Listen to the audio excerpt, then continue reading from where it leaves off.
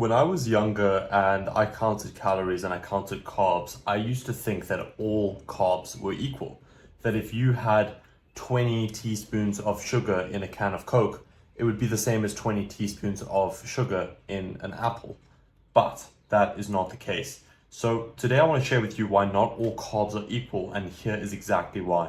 So if we take a look at 50 grams of net carbs, we might find that in 3/4 of a croissant, not even a whole croissant, versus if we had 800 grams, which is 1.76 pounds of raspberries, we would also satisfy that 50-gram quota.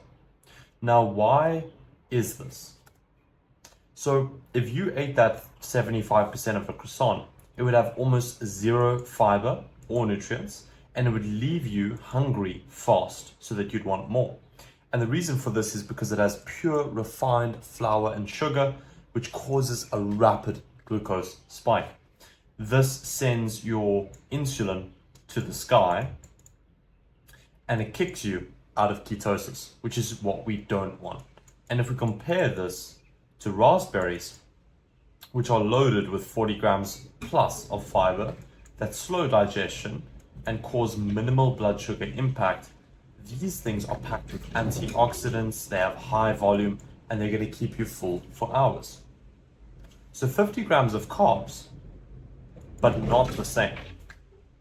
If you take a plate of white bread, it's 100% a blood sugar spike, versus a giant bowl of berries, it's half the impact. Why? Because of net carbs. And net carbs is the only number that matters when you're talking about ketosis. So let me explain. Net carbs is your total carbs, so let's say 100 grams, minus fiber, which is maybe 20 grams. So then you would end up with 80 grams of net carb.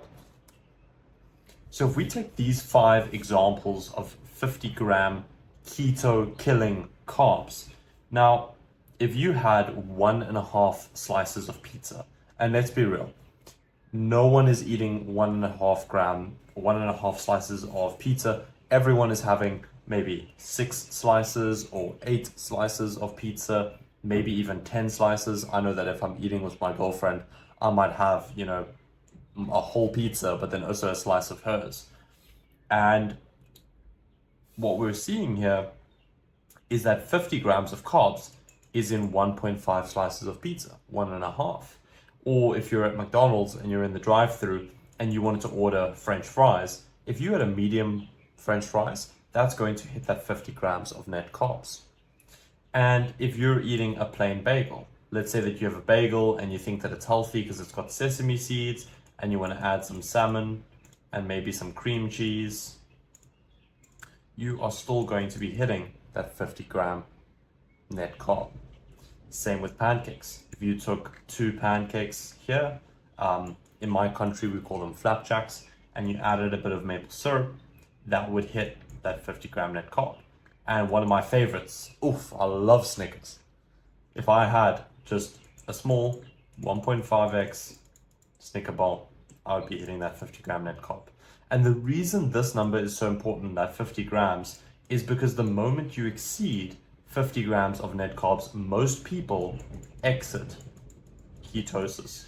And their body then goes from burning fat for fuel to burning sugar for fuel, because your body now has sufficient sugar to use it as the primary fuel source, which is what we don't want because we're here to burn fat. But if we compare this to these keto boosters, now I want you to take a look at the difference. 1.5 slices of normal pizza versus 3 slices of pizza made with almond flour. You can have double the pizza just by changing one ingredient. And I promise you, it's going to taste good. It's going to taste good. You add some mozzarella, add some chicken, some feta, some avo, whatever your go-to is. If we take a look at these chocolate brownie protein bars, you can have 5 of these bars instead of 1.5 Snickers. If we take a look at this granola, you could have 12 of these packs of granola and you would be hitting 50 grams of net carbs. Same for pancakes. If we take a look here, this is 2 plus syrup. This is 20 with berries, okay? Because these are all made with almond flour. And it's the same here for this chewy fudge brownie. You could have 25 of these because there's only 2 grams of net carbs in one. And this might be sounding too good to be true. And I want to share with you that it isn't. This is the reality of low carb, high fat, high fiber meals, which are going to make it that much easier for you to get into ketosis and to stay consistent because you're eating foods that you actually enjoy. And dieting and low carb doesn't have to be this painful uphill climb. And if you are wanting to learn more about some of these recipes and where to buy them and how to make them, you can join my free newsletter below this video, where I send out 2 or 3 emails a week sharing some of the best low carb alternatives and tactics and strategies that you can use to reset your metabolism so that you begin burning fat. And we are on the mission of helping 10,000 type 2 diabetics naturally reverse diabetes. So fiber, which is very high in these foods, is a carb that your body doesn't have the ability to digest. So it doesn't actually count as calories, or it doesn't actually count as something that switches you from fat burning to sugar burning. And that's why you could eat twice as much food with berries or with any of these that I mentioned and stay in ketosis. And that is what we want, is we want to eat these high fiber, high fat, tasty alternatives to our favorite foods so that we can stay in fat burning mode.